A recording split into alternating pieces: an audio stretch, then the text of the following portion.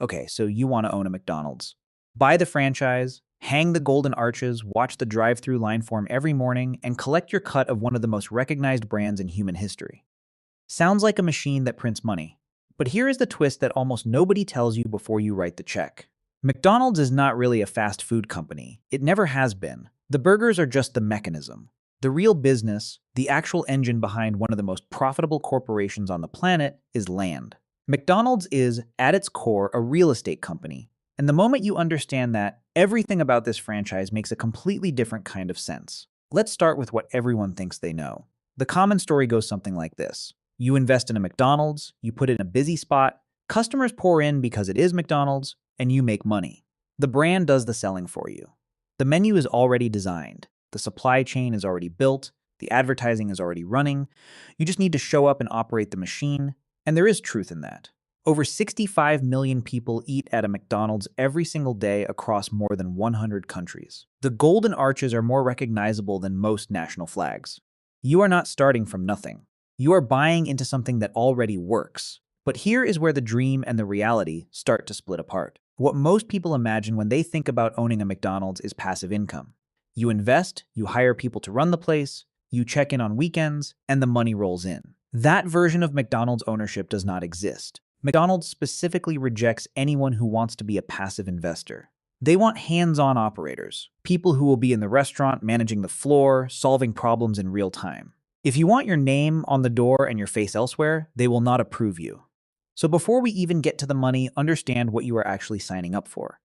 This is a job, a very specific, very demanding, very controlled job. You just happen to be paying $2 million for the privilege. When you sign a McDonald's franchise agreement, you do not own McDonald's. That sounds obvious, but most people do not fully think through what it means. You do not own the brand. You cannot use the golden arches for anything outside the specific restaurant you operate. You do not own the menu. You cannot add a new item, remove an item, or change a recipe. You do not own the pricing power. You cannot decide to charge more for a burger because your labor costs went up, at least not without navigating corporate pricing frameworks. You do not own the technology. The ordering systems, the app, the loyalty program, the self-service kiosks, all of it is McDonald's property. What you actually own in the physical sense is the equipment inside the building. The fryers, the grills, the registers, the seating. You own the things that break down, wear out, and need replacing. And here is the catch. Even those items must meet McDonald's specifications. You cannot buy cheaper equipment to save money. You cannot upgrade to something more efficient unless McDonald's approves it. The franchise agreement runs for 20 years. During those 20 years, McDonald's can change the standards and you must comply. If they decide every restaurant needs a new digital menu board system, you pay for it. If they redesign the interior and your restaurant needs to be remodeled to match, you pay for that too. These remodels happen roughly every 7 to 10 years and typically cost hundreds of thousands of dollars each time. So you own the physical assets inside a building that you do not own, running a brand that you do not own, serving food you cannot change, at prices you cannot fully control for 20 years, subject to standards that can shift at any point.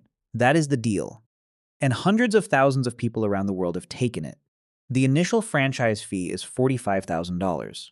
That number sounds almost quaint compared to everything else involved, but it is what McDonald's charges just to enter the system. The real number, the one that actually matters, is the total initial investment. According to McDonald's own 2025 franchise disclosure document, opening a traditional freestanding McDonald's in the United States requires between $525,000 and $2,728,000. The range is that wide because it depends on the location, the size of the building, and what kind of site you are getting into. But there are conditions on top of that number. First, you must have at least $500,000 in liquid cash, not tied up in a house, not in a retirement account.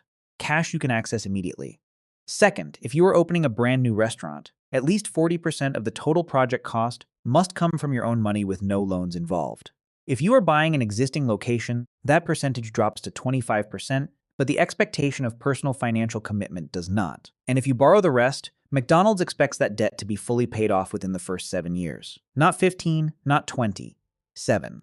So in practical terms, a person entering a mid-range McDonald's investment of around $2 million needs to show up with somewhere between $500,000 and $800,000 in their own unencumbered money before anyone will even have a serious conversation with them. This is not accidental. McDonald's designed the entry requirements to filter out everyone who is not already wealthy, already serious, and already committed to treating this as their full-time life. The financial barrier is not a side effect of the model. It is a feature of it. Even if you have the money, you still have to get approved. And McDonald's approval process is not quick. The selection pipeline begins with an application. That application leads to interviews, background checks, financial reviews, and an assessment of your operational background.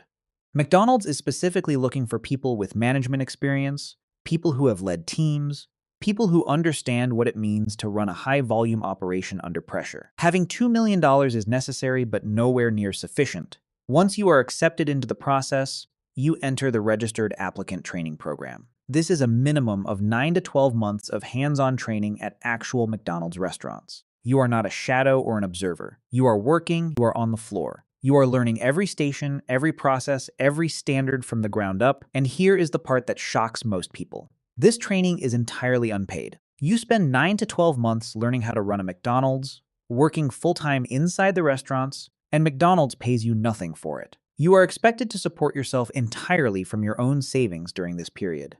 The training culminates at Hamburger University, McDonald's Internal Training Center, where you complete the final stages of preparation. By the time you are handed the keys to your own location, McDonald's has spent the better part of a year watching you work. They know exactly what kind of operator you are before the agreement is signed. This is why the failure rate for McDonald's franchises is extraordinarily low. Estimates put it at less than 0.5% over 5 years. The system is not designed to give anyone a chance. It is designed to give rigorously vetted, financially secure, operationally experienced people a machine that has already been proven to work. A traditional McDonald's in the United States generates, on average, around $4 million in annual sales. That number comes from McDonald's own franchise disclosure document for 2025, which reported the average annual sales volume for domestic traditional restaurants at just over $4 million. The drive-thru is responsible for most of it. Typically, 65 to more than 70% of a McDonald's total daily sales volume comes from the drive-thru window. This is not surprising to anyone who has driven past one at 7 in the morning, but the implication is significant. It means the restaurant's revenue is almost entirely dependent on speed, not quality of experience, not ambiance, not table service, speed. The faster the cars move through the lane, the more transactions per hour, and the more money comes in. The business model is a volume game. Individual margins on a Big Mac or large fries are thin, but you are not selling one Big Mac. You are selling thousands a day. The moment anything breaks down, a fryer goes out, 3 people call in sick, the ordering system glitches, the throughput drops, and so does the revenue. This is where most people's mental model of a McDonald's franchise completely breaks down. You generate $4 million in annual revenue. $4 million sounds like a lot of money to most people, and it is. But by the time all the structured costs are paid, what remains is a fraction of that number. And almost all of those costs go directly back to McDonald's Corporation. First, rent. But unlike paying rent to an outside landlord, you pay rent to McDonald's itself. The corporation buys or leases the land in the building. Then it subleases that property to you. Rent is calculated as a percentage of your gross sales, typically ranging from 8 to 15% of what you bring in, though in premium urban locations it can reach even higher. On $4 million in sales, rent to McDonald's alone could run between $320,000 and $600,000 per year. Second, royalties. Historically set at 4% of gross sales, this fee increased to 5% starting in 2024 for all new franchise locations and stores transferred from corporate ownership. For existing operators, it remained at 4%. On $4 million in sales at 5%, that is $200,000 per year paid to McDonald's before you cover a single employee's salary. Third, advertising. Every franchisee must contribute a minimum of 4% of their gross monthly sales to McDonald's national and local advertising funds. That pays for the television commercials, the app promotions, the celebrity partnerships. You have no say in how that money is spent. You just pay it. On $4 million in sales, that is another $160,000 per year. So before you buy a single pound of beef, before you pay a single hourly worker, before you cover electricity, insurance, or waste management, you have all already sent somewhere between $600,000 and nearly $1 million back to McDonald's. Then food and packaging costs. Industry data puts this at roughly 28 to 32% of sales, between $1,100,000 and $1,280,000 on $4 million in revenue, then labor. Quick service restaurants typically spend 25 to 30% of revenue on wages and payroll. That is another $1 million to $1,200,000. Then utilities, insurance, maintenance, and supplies. Add it all together and you arrive at the number that matters. Let's do this clearly. Your restaurant generates $4 million in annual gross sales. Royalties at 5%, $200,000. Advertising at 4%, $160,000. Rent at approximately 10%, $400,000. Food and paper costs at 30%, $1,200,000. Labor at 28%, $1,120,000. Utilities and other operating costs, $320,000. Total outgoing, $3,500,000. What remains is $500,000 before debt service. If you borrowed money to buy the franchise and are repaying it over 7 years, that consumes another $150,000 to $250,000 annually. What remains in a solid year is somewhere between $250,000 and $350,000 in take-home profit for a single location. Not nothing, but also not the passive wealth machine the dream version suggested. And this is a good year. This is a year where you are fully staffed, where no major equipment failures occur, where your traffic holds steady, where no nearby competitor opens up and pulls customers away. The moment any of those conditions change, the math shifts fast. Here is the thing that changes how you see all of this. McDonald's Corporation reported total revenue of $25.9 billion in 2024. Of that, approximately $15.7 billion came from franchised restaurants, meaning rent and royalties paid by franchisees like the person you are imagining yourself to be. The company's operating margin on that franchise revenue exceeds 80%. They collect the money, and almost all of it flows directly to profit. According to McDonald's own financial filing, in the first quarter of 2025 alone, the company collected $2,313 million in rent from franchisees, compared to $1,330 million in royalties. Rent is the bigger number. Rent from the same people who think they own a fast food restaurant. McDonald's is among the 10 largest real estate holders in the world by total assets. The company owns the land underneath 45% of its locations globally and controls the buildings at approximately 70% of them. That land appreciates over time. The rent collected from it is indexed to sales, meaning as food prices rise, rent automatically rises too. It is one of the most elegant inflation hedges ever constructed inside a business model. The burgers are the mechanism. The land is the point. On paper, a McDonald's franchise is a cash flow machine with an established brand behind it. In reality, it is a 7-day-a-week operation that demands your constant presence. The single biggest operational challenge is staffing. The quick service industry has extraordinarily high employee turnover. In some markets, a single McDonald's location hires and loses dozens of employees over the course of a year. Every new hire needs training. Every training takes time. Every gap in coverage becomes a bottleneck in a business where everything is measured in seconds. Customer satisfaction at McDonald's is not evaluated by how good the food tastes. It is evaluated by how fast the food arrives. A drive-thru that takes 4 minutes is performing better than one that takes 6. McDonald's tracks speed of service as a core metric, and locations that fall below standard face consequences from corporate. This is not a business you manage from a distance. Here is one of the most important things to understand about McDonald's franchise economics, and it is something you have almost no control over. Location determines outcome more than almost any other variable. A McDonald's high-traffic highway interchange will generate dramatically more revenue than one in a declining strip mall 5 miles away. That is not a preference. That is a structural economic reality. The same brand, the same menu, the same training, the same corporate support, different location, completely different financial result. And McDonald's controls the location selection entirely. The corporation uses advanced data analysis, traffic patterns, population density data, demographic projections, proximity to competitors to identify where new restaurants should go. You do not find a location and bring it to McDonald's. McDonald's identifies a location and presents it to you on a take-it-or-leave-it basis. This is not an accident. McDonald's did not become one of the largest real estate holders in the world by letting franchisees pick where the properties go. The corporation has spent decades acquiring prime real estate, and the franchise system is in part the mechanism by which they get someone else to pay the operational costs of running businesses on that prime real estate. The 5-year survival rate for a McDonald's franchise is estimated at around 98%. To put that in context, roughly half of all independent restaurants in the United States close within 5 years. McDonald's is operating in a completely different universe of risk. Three main reasons. First, the brand. When a customer pulls into a McDonald's parking lot, they already know what they are going to get. That predictability eliminates a huge portion of the uncertainty a restaurant typically faces. Second, the supply chain. McDonald's exclusive distribution relationships secure massive buying power. A single franchise location benefits from the negotiating scale of 45,000 locations worldwide.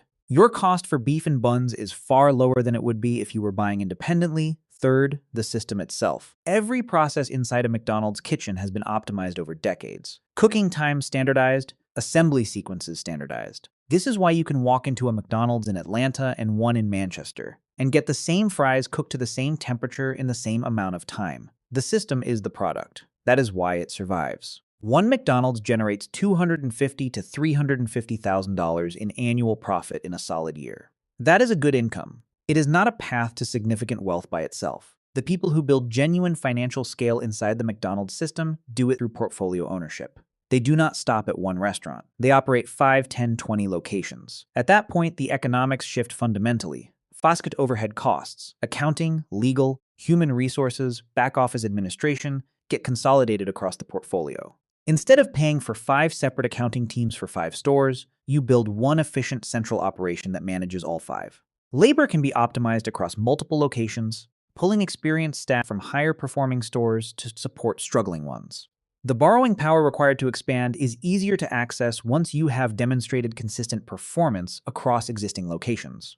An operator running 10 average-performing McDonald's locations, each generating $300,000 in annual net profit, is making $3 million a year. That is the model, not one store. A portfolio, the very best operators in the McDonald's system run 30, 40, sometimes 50 restaurants, built over a decade or more within the framework of someone else's brand, on property controlled by someone else's company, under rules set by someone else's executives, but generating 8 figures of annual income nonetheless. 3 risks tend to get glossed over in the sales pitch. The first is labor legislation. In 2024, California set the minimum wage for fast food workers at $20 per hour. For California franchisees, the jump in labor costs was immediate and severe. An operator running 40 hourly employees saw their annual labor bill increase by hundreds of thousands of dollars in a single year, while royalties and rent to McDonald's stayed exactly the same. When your fixed costs hold steady and your variable costs spike, the profit compresses fast. The second is economic disruption. McDonald's is often called recession-proof, and there's some truth to that. People do trade down from pricier restaurants when money is tight. But if a franchisee is carrying significant debt from the initial investment, a sustained period of reduced revenue can tip an otherwise viable business into real difficulty. The third is corporate decisions you have no vote on. McDonald's can mandate expensive technology upgrades. They can require a full interior remodel at a cost of several $100,000. In 2026, McDonald's began rolling out standardized pricing tools constraining franchisee flexibility on local promotions. Every one of these decisions lands on your balance sheet. You did not vote for them. You just absorbed them. There is a lawsuit worth knowing about because it illustrates the power dynamic inside this system with unusual clarity. George Mitchell operated 37 McDonald's restaurants. He was a highly successful franchisee. By any external measure, exactly the kind of operator the system is designed around. But in 2025, he sued McDonald's Corporation, alleging the company was using its internal performance review standards to deny him franchise renewals and pressure him into selling his locations at below-market prices. The courts dismissed his contract-based claims with clear reasoning. The franchise agreement, the judge found, grants McDonald's absolute discretion to modify operational standards at any time and makes no promises about renewal at the end of a franchise term. McDonald's had the legal right, under the contract he had signed, to change the rules of the game and decline to renew. This is not a story about one operator. It is a story about the structure. You sign a 20-year agreement. At year 20, McDonald's decides whether to offer you a new one. They are not obligated to do so. The brand is theirs, the land is theirs, the system is theirs. The ultimate leverage in this relationship never leaves the corporate parent. Here is what the math looks like in 2 different realities. In the optimistic case, you are running a high-traffic location at a strong highway interchange in a growing suburb. Your restaurant generates $4,500,000 in annual gross sales. After royalties, rent, advertising, food costs, labor, and operating expenses, your net profit is around $400,000. You borrowed $1 million, $300,000 to fund the purchase, paid that off over 7 years, and are now debt-free. On one store, you are making a solid professional income. You use that track record and those relationships to acquire a second location, then a third. 10 years in, you are running 4 locations and generating something close to $1,500,000 a year. In the realistic case, you open a mid-volume restaurant generating $3,200,000. Your food costs run high 1/4 because of a supply disruption. A neighboring competitor opens and pulls 8% of your drive-through traffic. Your state raises its minimum wage, and your annual labor bill increases by $120,000. Your net profit that year is $140,000. Your debt service on the original loan is $190,000. You operated at a loss. Not catastrophically, not permanently.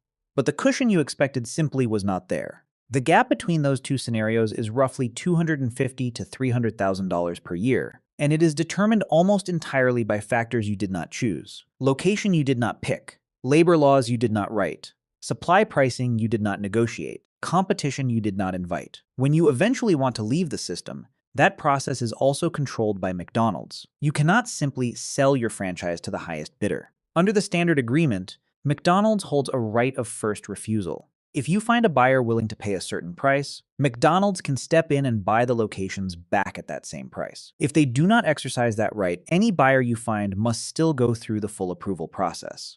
The financial screening, the training program, Hamburger University, the whole pipeline. This significantly limits the pool of potential buyers for your restaurants. The person willing to pay you top dollar for a well-performing portfolio may not qualify under McDonald's criteria. And the value of your locations at exit will be reduced by any upcoming mandatory remodels or technology upgrades. Those costs get deducted from the valuation because the buyer knows they will have to pay them shortly after taking ownership. McDonald's controls who enters the system. They also control who exits and how. For someone who is already wealthy, already operationally experienced, already prepared to work full-time inside the business, and already committed to building a portfolio of multiple locations over many years. Yes. The system is designed to work, and for that specific profile of person, it delivers. The brand is bulletproof, the supply chain is established, the operational playbook is proven. The demand is there every day before you even open the door. A 1% failure rate over 5 years in an industry where half of all independent restaurants disappear in that same time frame is not a coincidence. It is the result of an extraordinarily engineered machine. For someone hoping to buy into a semi-passive income stream, collect checks, and let the machine run, McDonald's will never approve you. And even if they somehow did, you would find yourself overwhelmed quickly by a business that requires constant active management to maintain the margins that make it viable at all. The single most important thing to understand about McDonald's is also the thing the Golden Arches have been quietly demonstrating for 70 years. Ray Kroc, the man who turned a single San Bernardino burger stand into a global empire, did not build a restaurant company. He built a real estate company that uses restaurants to make the land more valuable, and then built a franchise system that makes other people pay to operate on that land. The corporation collects the rent, records the royalties, and watches the real estate appreciate. Year after year, recession or not. The house always wins. Make sure you know whose house you are standing in.